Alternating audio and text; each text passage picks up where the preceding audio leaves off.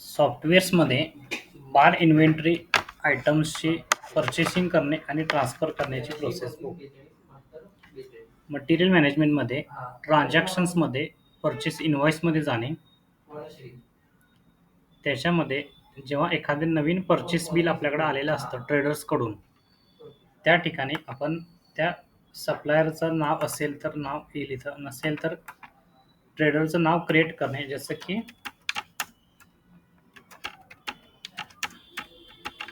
अमर traders.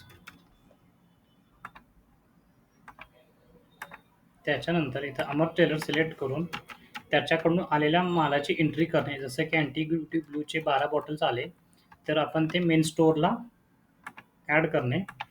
त्याच्यानंतर अँटिग्युटी blue 50 ml चे 6 bottle आले तर ते ॲड करणे. त्याचप्रमाणे DSP ब्लॅक 180 ml चे 12 बॉटल्स,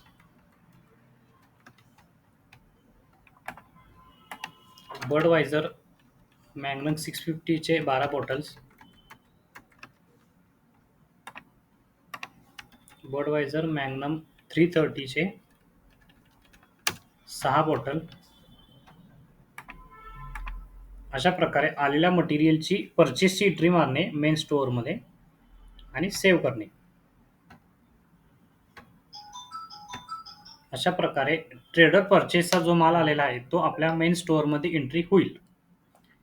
त्यानंतर आपल्याला रिपोर्ट्समध्ये बघताना मटेरियल मॅनेजमेंट रजिस्टर्समध्ये स्टोअर समरीमध्ये आपल्याला पार स्टोअरचा रिपोर्ट आपल्याला दिसेल, ज्याच्यामध्ये आपण मेन स्टोअरमध्ये जे परचेस केलेलं आहे त्याची डिटेल आपल्याला इथं कळेल.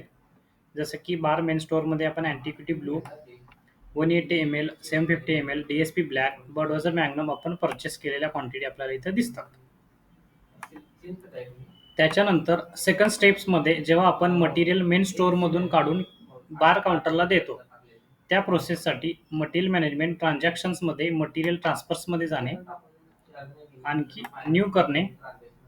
त्यानंतर इथं डेट ऑफ ट्रान्सफर, त्याच्यानंतर from bar main store to bar counter select करणे आणि त्या दिवशी आपण जे मटेरियल दिलेले आहेत ते मटेरियल सिलेक्ट करणे. जसं की अँटिग्युटी ब्लू आपण सिलेक्ट केली, ज्याची आपला अवेलेबल स्टॉक आहे 12 क्वांटिटी, त्याच्यामधले आपण 6 क्वांटिटी आपण आज काउंटरला काढून दिल्या. त्याच्यानंतर आपण अँटिग्युटी ब्लूमध्ये 750 ml चे आपल्याकडे स्टॉक अवेलेबल आहे तर त्याच्यातले आपण 3 बॉटल काढून दिले. त्याच्यानंतर आपण घेऊ बडवायझर मॅग्नम 650, त्याच्यामधले आपण 6 बॉटल दिल्या. बडवायझर मॅग्नम 330 च्या आपण 2 बॉटल दिल्या. अशा प्रकारे मेन स्टोअरमधून बार काउंटरला मटेरियल ट्रान्सफर करण्याची प्रोसेस. सेव्ह केल्यानंतर आपल्याला प्रिंट पाहिजे असेल तर प्रिंटसुद्धा बघता येईल, ज्याच्यामध्ये आज आपण जेवढे मटेरियल ट्रान्सफर केलेले आहेत त्याची लिस्ट आपल्याला मिळेल. त्याच्यानंतर पुन्हा आपल्याला जर चेक करायचं असेल रिपोर्ट्समध्ये, तर रिपोर्ट्समध्ये रजिस्टर रिपोर्ट्समध्ये स्टोअर समरीमध्ये आपल्याला बार स्टॉक समरीमध्ये दिसेल, ज्याच्यामध्ये मी मेन स्टोअर घेऊन सर्च केलं तर मला मागाशी परचेसची एंट्री दिसली त्या ठिकाणी, आणि त्याच्यानंतर आपण जी आउट केलेली आहे, जे मटेरियल ट्रान्सफर म्हणतो आपण, त्याची एंट्री आपल्याला इथं दिसेल. आणि आपला जो मेन स्टोअरमध्ये आता क्लोजिंग शिल्लक राहिलेला आहे तो आपल्याला इथं दिसेल. विथ त्याचं व्हॅल्युएशन आपल्याला कळेल की किती रुपयाचं मटेरियल आपल्याकडे आता गोडाऊनमध्ये शिल्लक आहे. सेम आपल्याला काउंटरमध्ये आलेल्या मालाची खात्री करायची असेल तर इथं बार काउंटर सिलेक्ट करून सर्च केल्यानंतर आपल्याकडे आज आपण जे टोटल इन घेतलेले आहेत त्याच्या क्वांटिटी आपल्याला दिसतील